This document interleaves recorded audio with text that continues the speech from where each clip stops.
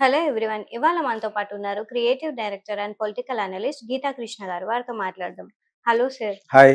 Sir, రీసెంట్‌గా రామ్ చరణ్ ఒక కడప దర్గాకెళ్లారు. అంటే తను అయ్యప్ప స్వామి దీక్షలో ఉన్నారు. సో, అలా మాల ధరించి గూడా దర్గాకి వెళ్లారు అని జెప్పేసి ఆ వివాదం అయితే చాలా సర్క్యులేట్ అవుతుందసలు.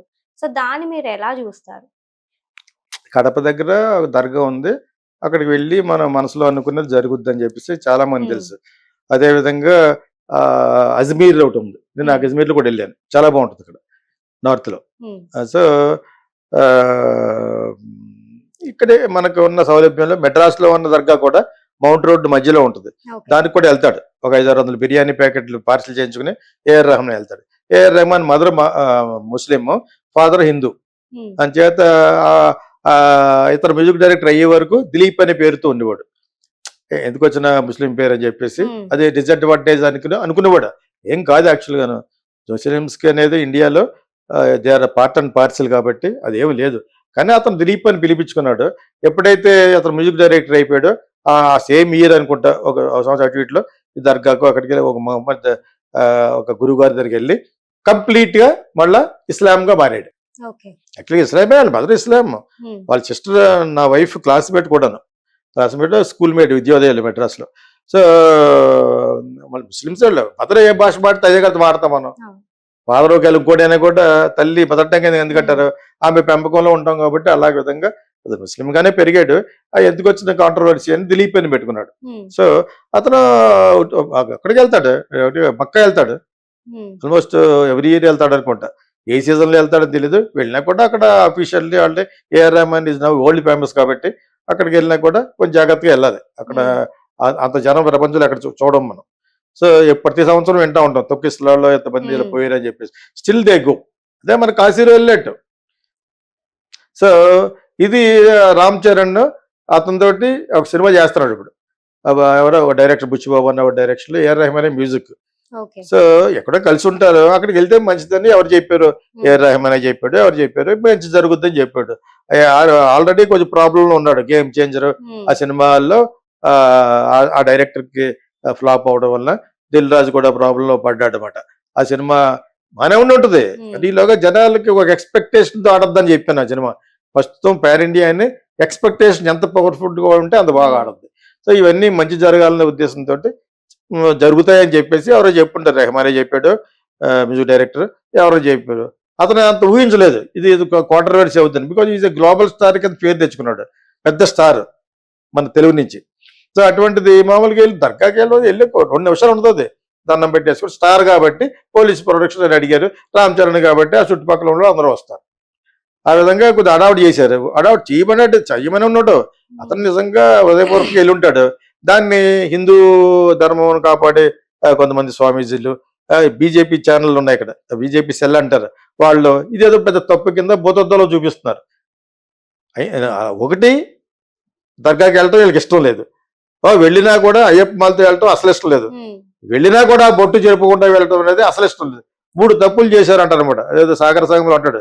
2 తప్పులు చేశావురా అని కొడతాడనమాట. ఆ విధంగా 3 తప్పులు చేసావంటారనమాట ఇతన్ని. అప్పుడు మళ్ళా బొట్టు తీసుకావాలంటే ఎళ్ళుంటాడు.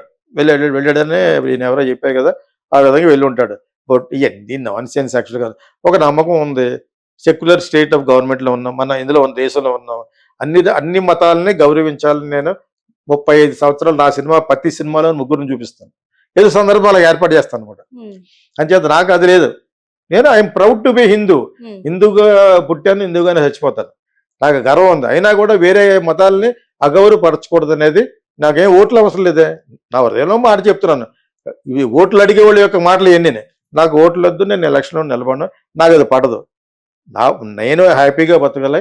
దానికోసం నాకున్న ప్రతిభను ఉపయోగించడం తప్పితే నేను వెళ్తాను దర్గాకి. అజ్మీర్ వెళ్ళానన్నాను కదా! హ్మ్. వెళ్ళే ముందు ముస్లిం సంబంధించిన వెళ్ళే ముందు కొన్ని రూల్స్ ఉంటాయి. హ్మ్. అదేవిధంగా అమృత్‌సర్‌లో గోల్డెన్ టెంపుల్ ఉంది కదా! అక్కడ కొన్ని రూల్స్ ఉంటాయి. హ్మ్. ఇది తీసేసి ఇష్టం వచ్చినట్టు ఫోటో స్టైల్‌గా టోపీ గీపీకి ఎళ్ళనివ్వరు. తీసేసి గుడ్డ కట్టుకోవాలి. అక్కడ దర్గాలో కూడా.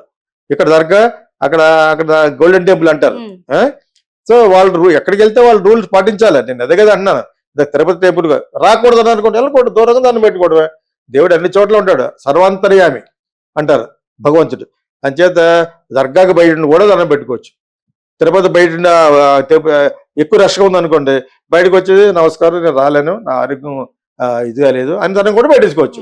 అందరికంటే నీకే పుణ్యం ఇస్తాడు. సో ఆ విధంగా దర్గాకి వెళ్ళాలనే రూల్ ఉంటుంది. ఇంకా యంగ్స్టర్ కాబట్టి రామ్ చరణ్కి ఎవరికి చెప్తే మంచి జరుగుద్ది. అందులోనే అతను తలపెట్టిన ప్రతి సినిమా ఏదో అవాంతరం వస్తుంది కాబట్టి వెళ్ళి ఉంటాడు. వెళ్ళిన తర్వాత పెద్ద అప్రూవర్ అంటే పెద్ద పేరు ఎందుకు వస్తుందంటే అతను స్టార్ అయిపోయాడు కాబట్టి, చిరంజీవి కొడుకు పెద్ద స్టార్ అయ్యాడు కాబట్టి వెళ్ళడం. నేనైతే ఎటువంటి తప్పు పట్టుకోలేదు. బట్ దీని వెళ్తే మాట వెళ్తాడు, ఏముంది. ఇంటికి వచ్చేస్తున్నారు అన్న కూడా మళ్ళీ ఫ్లైట్కి వెళ్తాడు, ఏముంది. ఒక అర్థమైనప్పుడు ఇంటికి వచ్చేసినా కూడా he can go to Bengaluru, from there he can go by car, వాళ్ళే వెళ్తాడు. బట్ తీసుకెళ్తాడు. మాల తీసి కూడా వెళ్ళొచ్చు, ఒక అది తప్పు అనిపిస్తేనే. మాల తీసుకుని బట్టలన్నీ మామూలు చేసేసుకుని మామూలు బట్టలతో వెళ్ళమన్నా కూడా వెళ్ళచ్చు, తప్పే ఉంది. అతను దాని మీద భక్తి ఉంది వెళ్ళాడు అంటారు. ఇంకా మంచి పేరు వచ్చును. ఇటువంటి ఐడియాలు ఎవరు ఇవ్వలేదు. ఎందుకు తీస్తారు మొత్తం తప్పలేదు. మాలతో వెళ్ళకూడదు అంటారు. హిందువులంతా మాలతో వెళ్ళకూడదు అన్నారు. ఆయన ఎవరు కొద్దిగా మంచి విద్వత్తు ఉన్న వాళ్ళు ఎవరైనా మాట్లాడుతున్నారు వాళ్ళు హిందువుకి సంబంధించి. ప్లస్ బీజేపీ సెల్ కూడా మంచిగానే మాట్లాడుతున్నారు. ఇలా వీళ్ళు తప్పు కదా అని అంటారు. తప్పు అయి ఉంటుంది బహుశా. వాళ్ళు RSS run by BJP run by channels కాబట్టి వాళ్ళు అనేది వాళ్ళ తప్పు కూడా పట్టుకోకూడదు మనం. కాకపోతే ఇది అతనికి చెప్తే అతను మళ్ళీ చేయాలి. తప్పు అయిపోయింది, ఇలాగ నేను వెళ్ళకూడదని చెప్పేసి. యాక్చువల్గా అయితేనే మహమ్మడియన్స్, దట్ ఈస్ ముస్లిమ్స్ కూడా తప్పు పట్టాలి. యాక్చువల్గా మాల్లో దర్గాకు వచ్చినప్పుడు ముస్లిమ్స్ అడ్డుపడాలి. మీరు పవిత్రమైన మీ హిందూ ధర్మం ప్రకారంగా అయ్యప్ప మాల్లో ఉన్నారు, అది ఇప్పేసుకుని ఉంటేనే రావటం కుదురుద్ది అని అనాలి. వాళ్ళు అనలేదు. మన వాళ్ళు అంటాం మొదలుపెట్టారు, నువ్వు అలాగే వెళ్ళగలవు అని చెప్పేసి. రామ్ చరణ్కి ఏం తెలుసు, తెలియదు పాపం. వెళ్ళిపోయాడు. అక్కడికి వెళ్తే పుణ్యం వస్తున్నాడు. అందులోనే మన తెలుగు వాళ్ళు పలానా చోట పుణ్యం వస్తుంటే వెళ్ళిపోతారు ఫ్లైట్లు వేసుకుని. అదేమైందా, మా ఊరు పక్కన వాడపల్లి అని ఉంది వెంకటేశ్వరం టెంపుల్, చంద్రవేదికి బిఫోర్, అక్కడ ఈస్ట్ గోదావరి డిస్ట్రిక్ట్లో. అక్కడికి ఒక ఆయన అక్కడికి వెళ్తే మంచిదన్నారని ఎవ్రీ వీక్ సొంత ఎయిర్ క్రాఫ్ట్లో వచ్చేసి అక్కడెక్కడ ల్యాండ్ అయిపోయి వెళ్తున్నాడు. అంచేత మనోళ్ళే తెలుగు వాళ్ళు అనమాట. సో ఆ విధంగా అడిగారు, మంచి జరుగుద్దని వెళ్ళాడు. యాక్చువల్గా రామ్ చరణ్ తప్పేం లేదు. యాక్చువల్ తెలియక చేసిన పొరపాటుకి అలా మాల తీయొచ్చని కూడా తెలియదేమో. తీయొచ్చు కొన్ని అసలు సందర్భాలు ఎవరో పోతారు, ఆ మాలతోటి శ్మశానానికి వెళ్ళకూడదు. నన్ను ఇలా టు రిమూవ్ అండ్ గో. ఇది అంతా ఎందుకు పెట్టారు, మాల్లో ఉన్నప్పుడు పరిశుద్ధంగా ఉండాలి. పరిశుద్ధంగా ఉండి మంచి గంధపు వాసనతో ఆ పూజ చేసుకుంటూ నేల మీద పడుకుని బ్రహ్మచర్యం పాటిస్తూ ఉండాలని అదొక రూల్ పెట్టారు. అయ్యప్ప స్వామి నేను 6 సార్లు వెళ్ళాను. సో నేను ఒకసారి 40 రోజులు వేసుకున్నాను, మిగతా 11 రోజులు వేసుకున్నాను. అప్పటికి వెళ్తే ఇంకా స్టార్లే కాదు. సో నేను శరత్ బాబు వాళ్ళ తమ్ముడు అందరు కలిసి వెళ్ళేవాళ్ళు మెడ్రాస్. సో ఇప్పుడు రామ్ చరణ్ తప్పేం లేదు. వాట్ హి హస్ డన్, పుణ్యం వస్తుందంటాడు, ఎవడన్నా వెళ్తాడు. వీళ్ళు ఇంత అప్రూవర్ అంటే ఎంత గొడవ జరుగుద్దో తెలియదు అతనికి. Okay, but dargah is very very famous. Kadapa every year ఆయన వెళ్తాడు. ఏమైనా దిలీప్ వెళ్తాడు, పూజ చేసుకుంటాడు, అన్ని చేసుకుంటాడు. అంచేత అదే హామ్ లేదు. ఇప్పుడు మళ్ళీ వెళ్ళమంటే బొట్టు తీసుకుని వెళ్ళాడు. ఎవరు తెలిసి తప్పేముంది. బొట్టు తీసినప్పుడు మాల కూడా మాలాన కొంత పక్కన పెట్టి కారులో పెట్టుకుని మామూలు డ్రెస్ చేసినటువంటి డ్రెస్ కూడా వెళ్ళొచ్చు. తెలియక చేసిన పొరపాటు ఎవరు చేస్తారు.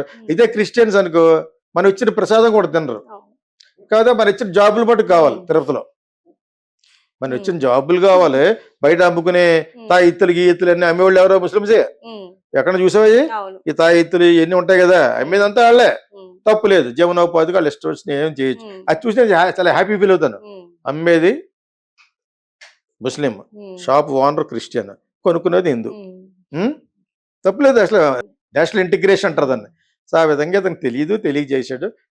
Next time maybe you will not do that. అతను వెళ్ళటం మటుకు మంచి జరుగుద్దండి. ఎందుకు వెళ్తారు, అందరూ వెళ్తారు. Okay sir, thank you.